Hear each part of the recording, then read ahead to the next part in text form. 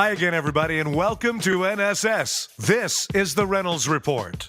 If you haven't guessed by now, I'm a huge Johnny Cash fan, and I could not be more pleased that the Man in Black is back in the news recently. To follow up on a story we've been talking about, Johnny's boyhood home in Arkansas has been completely refurbished and opened up to the public as a historic music site. Now comes word that Johnny Cash's daughter, Tara Cash, has released a book called Recollections by J.R. Cash, Childhood Memories of Johnny Cash. Now, the book is based on another book Tara gave Johnny back in 1995 called Dad, Share Your Life with Me, in which he answered personal questions about his childhood and life.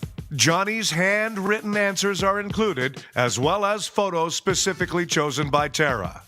Okay, if we're being honest, playing the halftime show at the Super Bowl is one of music's biggest and most prestigious gigs, right? Well, now artists hoping to receive that honor are being asked to pay for the privilege. According to the Wall Street Journal today and other media, the National Football League has eyed 3 possible performers for the 2015 Super Bowl halftime show: Rihanna, Katy Perry, and Coldplay. Now, when notifying respective artists of their candidacy, league representatives also asked at least some of the acts if they would be willing to contribute a portion of their Super Bowl tour income back to the league. What? Another option would be for the artist to make some other kind of financial contribution in exchange for the halftime gig. What? This is reportedly the first time the NFL has made such requests. Train wreck to ensue. By the way, apparently the NFL is still pissed with Janet Jackson for that whole Nipplegate thing back in 2004. League reps say she's still on the Super Bowl halftime show blacklist. Media reached out to the NFL to discuss possible acts at Super Bowl 49 in Arizona next year, and while the league wouldn't say who's in the running, they did issue the following statement: "As for potential acts, we have only ruled out Janet Jackson." Whoa! I don't know about you, NFL, but I, for one, am ready to forgive Janet Jackson for her little Super Bowl nipple slip.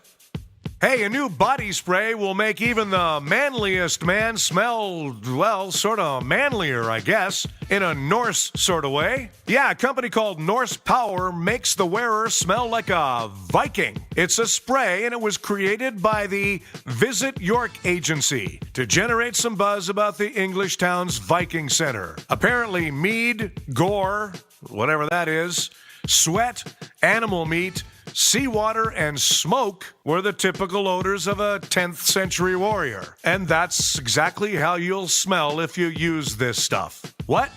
Best Hitchcock film about Vikings? Norse by Northwest, of course. Next question. Iceland is on volcano eruption red alert. Wow, you know the situation is dicey when the TV weather guy's 5-day forecast includes the word run. A mom accused of faking cancer, was arrested on her way to appear on the Dr. Phil show. You know what? I'd probably choose jail over Dr. Phil, too. A New York City reporter aimed his camera at a huge rat on a subway platform.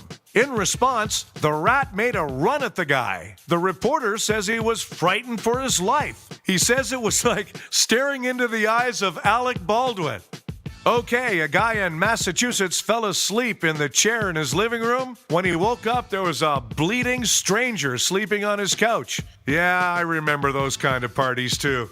Hey, thanks for checking in. We have a new episode of the Reynolds Report every weekday. Watch for the Frank D'Angelo Band appearing across the country during their fall tour. September 19th in Montreal at the Leonardo da Vinci Centre Theatre. September 20th in Ottawa at the Lac Lemay Casino.